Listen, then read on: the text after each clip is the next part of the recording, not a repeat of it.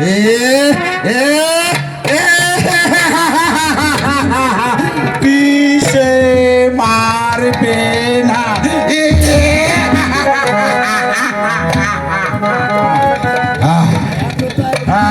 মেজান, তুমি এতটা এগিয়ে যেও না, তাহলে তাহলে কালি কাপড়ে যাবে, ভুলে যাবে যে আমার গর্ভধারিণী মা। তুমি তাই তো তুমি শুধু এই কালিকার মা হয়ে তুমি বসে থাকবে স্বর্গের উচ্চাসনে।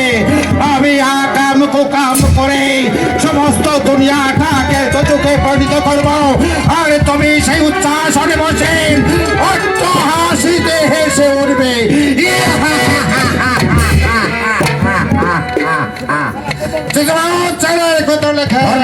হুজুর, যাও এই মুহূর্তে ওই বন্দি আওরাতটাকে আমার প্রাসাদে নিয়ে এসো। এবার তার সঙ্গেই হবে আমার শেষ বোঝাপড়া। তাই যাচ্ছি হুজুর, তাই যাচ্ছি। না না না, আমি জানি আমি সকল কাজে জয়ী হলেও কিন্তু আমি আমার মায়ের কাছে সর্বদাই পরাজিত হব, কারণ তিনি যে আমার গর্ভধারিণী মা। তাই তো এই দুনিয়ার সবাই অপমান করলেও আমি আমার গর্ভধারিণী মাকে অপমান করতে পারব না। তারপরেও আমার মায়ের কথা শুনলে কাউকে আমি কিছু করতে পারবো না। তাই পৃথিবীটাকে যদি আমার হাতের মুঠের মধ্যে করতে চাই, তাহলে আমার মা আমাকে রক্ষা করতে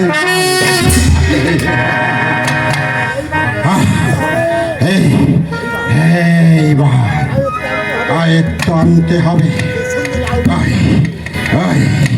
এই সুন্দরী আওরাতটাকে।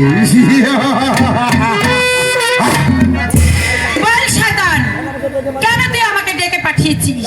হ্যাঁ, জানতে। আজও কি তুমি পানি গ্রহণ করনি? না। কেন? আমি ব্রাহ্মণ সন্তান বলে। এখনো তোমার সেই ধর্মের বড়াই? হ্যাঁ, মৃত্যুর আগ পর্যন্ত এই ধর্মের বড়াই আমার থাকবে। এবার বল, কেন আমাকে বন্দি করে রেখেছিস? বন্দি করে রেখেছি তোমার ওই রূপের মর্যাদা দেব বলে। তোমাকে শাদী করে তোমাকে আমার এই বেগম বানাবো বলে। সাবধান পশু, তোর জেনে রাখা উচিত আমার শাদী ঠিক হয়ে গেছে। কার সঙ্গে? কে সেই বেগম? আর কে সেই কসবির বাচ্চা? কসবির বাচ্চা নয়, খাঁটি ক্ষত্রিয় সন্তান। তার নাম কি? চিত্রসেন। রেখে দে তোর চিত্রসেনকে। ওই সমস্ত গরিবের ঘরে এত সৌন্দর্য মানুষটাকে কখনো বানায় না।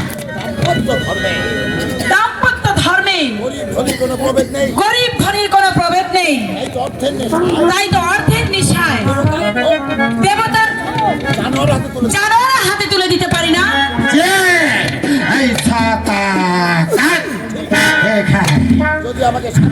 তুই যদি আমাকে শাদী করতে না হাস, তাহলে তোকে আমি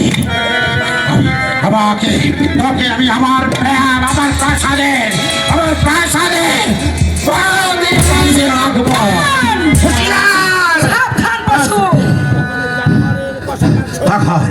তখন তুই জানোয়ারের কষাঘাত সইতে না পেরে নিজেই তোর ইজ্জতকে আমার পায়ের তলায় ফিরিয়ে দিতে বাধ্য। অসম্ভব! শ্যামলী হাসি মুখে মরণ করবে, কিন্তু ইজ্জতকে কখনো একটা শয়তানের হাতে লুটিয়ে দেবে না। তাই নাকি?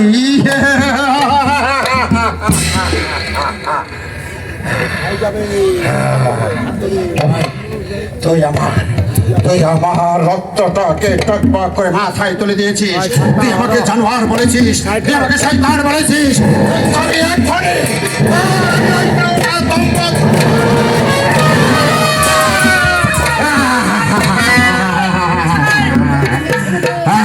ছেড়ে দে, ছেড়ে দে।